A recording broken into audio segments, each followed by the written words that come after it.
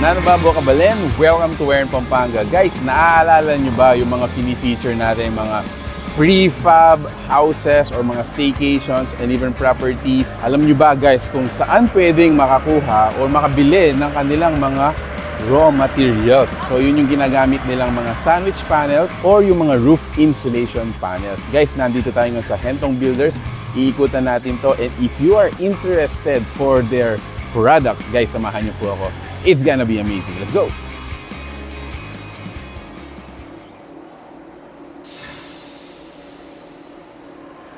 Galing.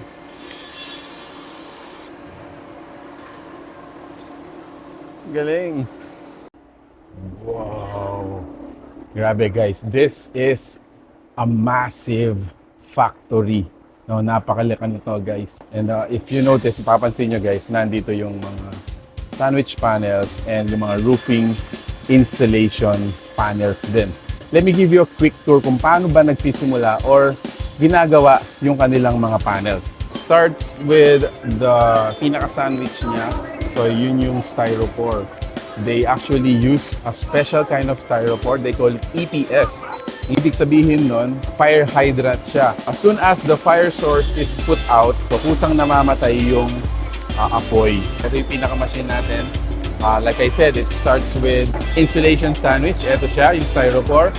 And then they feed it dito sa initial stage. And then if you notice, meron tayong dalawang rollers. So the first roller is here, and then the second roller is over here. Ito actually yung metal sheet kung saan siya yung nagsa-sandwich dun sa ating styrofoam. That makes it either a wall or yung roofing panel natin. Fed initially, eto siya. And then everything is automatic up until at the end. So dito guys, meron siyang nilalagyan siya ng adhesive or pampadikit. Ito. Moving forward, ito yung conveyor natin. And then lastly, ito yung machine na nagkakat dun sa panel natin. Notice.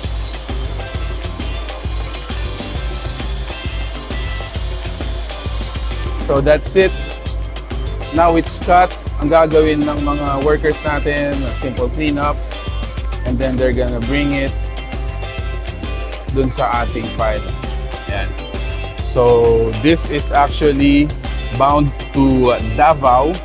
These are customized and kumbaga merong customization si client natin kung anong size and length yung gusto nila.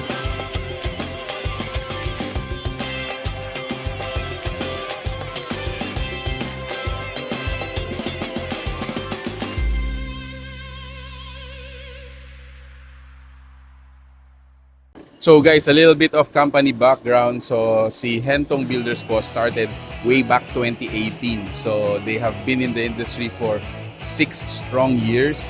And yung mga items po natin are shipped from San Simon, Pampanga all throughout inter-island. No? So sabi ko nga kanina, meron tayo Davao. So they are also able to send yung mga items nila all across the Philippines. Although they will actually recommend yung mga third-party transporter natin. And yung mga transporters na yun have been their partners for a very long time. Now, kagandahan dito guys, sabi ko nga kanina, you can actually customize yung panel na gusto mo. Depende yan sa thickness, no? So meron tayong 50 mm, 75, I believe up until 100 yung thickness natin, they can actually customize that for you. Another good news dito, for those who are contractors, yon, mga builders, mga architects, guys, if you have the design, you can actually send that for a quotation, and then you can sell that or use that to your clients. No, pwede siya talagang i-customize according to your design, to your need. Meron din po silang package, no? You can actually message them. But to give you an idea, so yung package na yun is the entire prefab structure, no? Meron na siyang roofing, walling, ceiling, and even the floor. Yun, so they have a special package. We can actually include dito po. Ayan, you can view it for more information. Or again, guys, message nyo po yung fan page we're gonna be including in this post.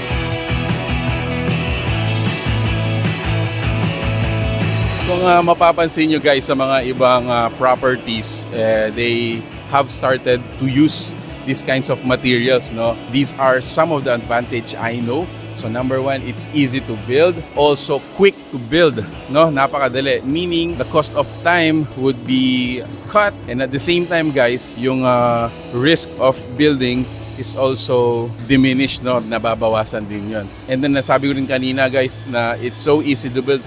Matter of fact, may mga government institutions tayo and even mga staycations that use this dahil nga for the accessibility of the products and yung mga iba pang advantages. So yung mga different kinds of properties that you can build from these materials could be yung mga chillers, probably mga room warmers, yan, pwede rin po yung mga ganyan. Some of the temporary facilities during COVID built then from these kinds of materials. Kagandahan sa kanilang properties, both heat and cold insulator po sila. So whatever you wanna retain inside the room, pwede po nilang i-manage yan. So an example structure would be their own facility. If mapapansin nyo po, this is where their styrofoam is being mixed and made. So yan po ang mga example ng mga pwedeng gawin natin sa mga prefab materials na to. Also, it's good to take note that everything here is actually locally made. Meaning guys, no need for third-party agents sa China.